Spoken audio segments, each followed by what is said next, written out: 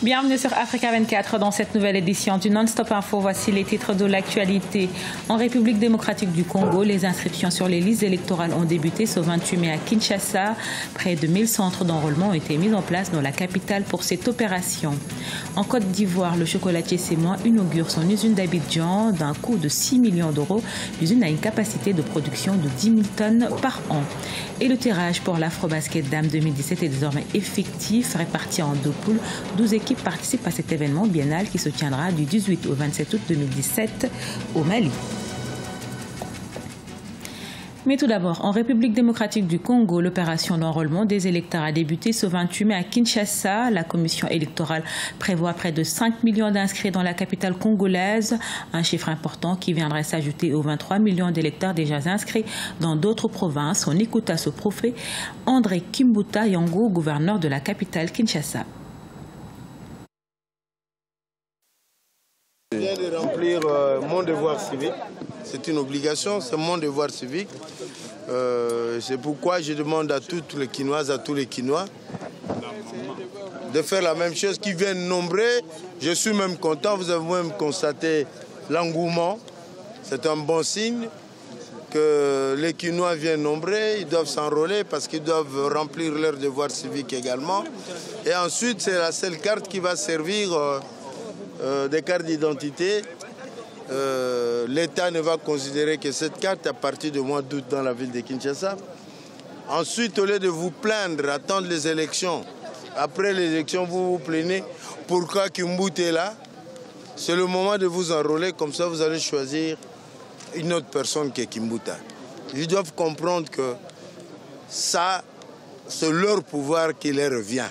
Donc le pouvoir au peuple. Quand les gens disent le pouvoir au peuple, c'est ça. Quand vous vous enrôlez, vous avez cette carte et vous allez voter la personnalité de votre choix. C'est ça. Donc je demande aux Kinois de venir nombreux.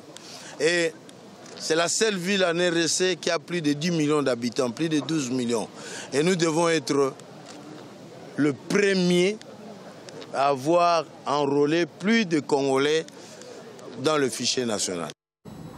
Et au Sénégal, le 30 mai 2017, c'est la date limite pour le dépôt des candidatures pour les législatives.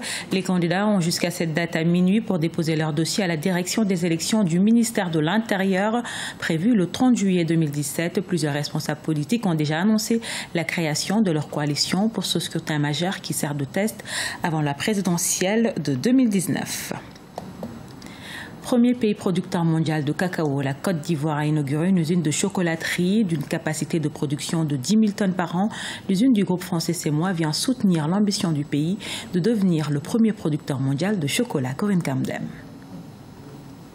Avec une capacité de production de 10 000 tonnes par an, l'usine de production du groupe Semois opère à Abidjan, la capitale ivoirienne, depuis le 18 mai 2015. Dans le cadre de sa démarche de développement durable, l'entreprise a voulu renforcer sa présence en Côte d'Ivoire, premier pays producteur de cacao au monde. Une initiative qui a coûté en tout 6 millions d'euros. Le groupe Semois a installé une usine complète de transformation de cacao en chocolat en Côte d'Ivoire en mai 2015 pour pouvoir produire localement avec la même technologie que nous utilisons dans d'autres parties du monde un chocolat de qualité aux standards internationaux à partir de la Côte d'Ivoire. L'usine aujourd'hui telle qu'elle est configurée dans sa phase initiale a une capacité de 5 000 tonnes. Elle va être étendue dans les mois qui viennent à 10 000 tonnes. Et cette capacité nous permet vraiment de répondre à un besoin croissant de chocolat de qualité de la part de nos consommateurs. Avec un seul concurrent sur le même secteur de la transformation en produits finis du cacao en Côte d'Ivoire, Semois bénéficie d'une situation de quasi-monopole. En 2015, la société a réalisé 31% de son chiffre d'affaires dans le pays via sa gamme de chocolat dédiée à la Côte d'Ivoire. En plus de servir de vitrine aux autorités qui souhaitent attirer davantage d'investisseurs en leur montrant que la filière du cacao ivoirien est de plus en plus intégrée et responsable, l'usine d'Abidjan est également génératrice d'emplois. Mes amis, toutes les communautés auxquelles j'appartiens sont très fiers du fait que je sois employé à Semois. Et toutes les fois qu'ils voient une émission ou bien une publicité concernant Semois, ils vont tout de suite nous faire appel pour dire voilà. La Côte d'Ivoire ambitionne un jour de devenir le premier producteur mondial de chocolat en sa qualité de premier producteur de cacao au monde. Un objectif désormais réalisable selon le président ivoirien Alassane Ouattara. Le tirage pour l'Afrobasket Dames 2017 est désormais effectif, réparti en 2 poules. 12 équipes participent à cet événement biennal qui servira également à déterminer les nations africaines qui prendront part à la Coupe du monde féminin de basketball 2018 prévue en Espagne. Reportage de notre correspondant au Mali, Mokhtar Bari, commenté par Birama Saonera. Le Mali abritera du 18 au 27 août l'édition 2017 de l'Afrobasket Dames. 12 équipes prendront part à cette compétition répartie dans 2 poules. La poule A, composée du Mali, du Cameroun, du pays qui obtiendra la wildcard FIBA, de la Tunisie, de la Côte d'Ivoire et de l'Angola. La poule B, elle verra le Sénégal, détenteur du trophée, affronter le Nigeria, l'Égypte, la Guinée, le qualifié zone 4 et le Mozambique. Le Mali est un pays de grande tradition sportive, couronné par de nombreux succès. C'est pourquoi l'État s'est engagé à soutenir FIBA Afrique et la Commission nationale pour une bonne et parfaite organisation de la compétition.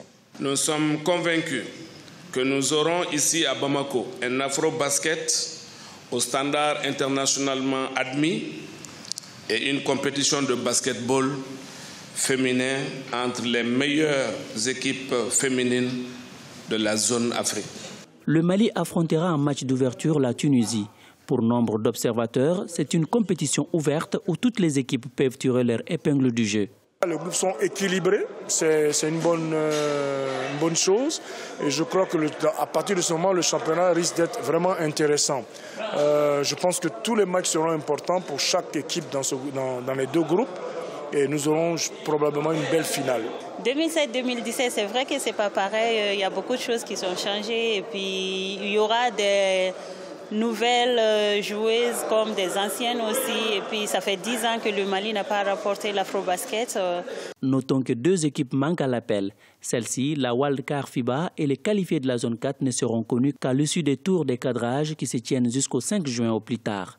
En rappel, le Sénégal est le détenteur du trophée.